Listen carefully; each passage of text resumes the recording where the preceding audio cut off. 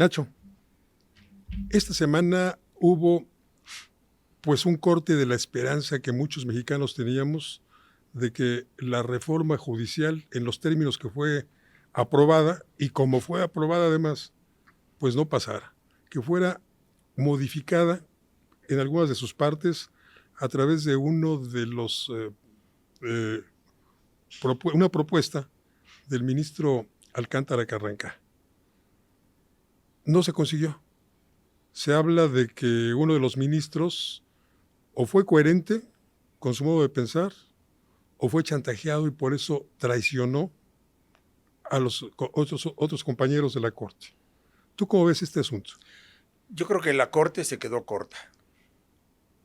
No llegó hasta donde pudo haber llegado. Primero, la Corte sí era procedente y facultada para discutir sobre la constitucionalidad de las reformas constitucionales, porque la propia 4T le reconoció esa facultad con la reforma posterior al 15 de septiembre, ahora del 23 de octubre. La de la supremacía. La de la supremacía. Ella estaba reconociendo que tenía facultades. De otra manera, ¿para qué se ponen a legislar al respecto? Segundo, podía haberlo hecho con 8 ministros o con 6, porque el artículo 94 y el 105 hablan de 6 ministros, claro, pensando que haya 9, pero como la propia 4T puso que la interpretación debía ser literal, literalmente con 6 podían. Sin interpretar otra cosa más que la literalidad, claro, si hubieran podido hacerlo. Pero creo que la coherencia de los ministros les impidió tomar esa literalidad. No dieron el paso.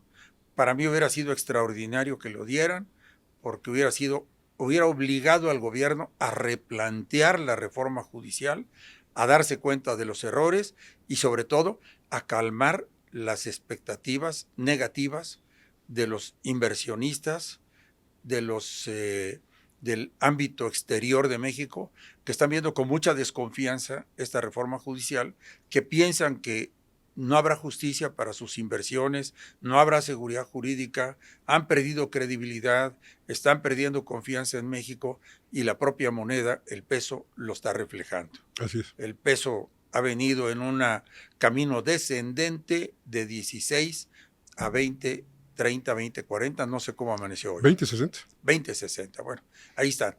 Y no sé qué tanto le agregue el triunfo de Trump, porque pues, el gobierno y gran parte de los empresarios deseaban que ganara Kamala Harris. Así que el peso seguirá pagando las consecuencias de los errores que se están cometiendo.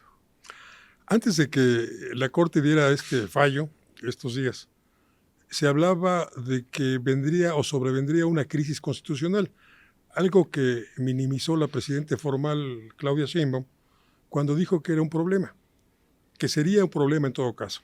Pero todos sabemos que un problema se soluciona, una crisis estalla. ¿Se ha conjurado esta crisis? Yo creo que al momento de darse por derrotada la Corte ya no hay crisis.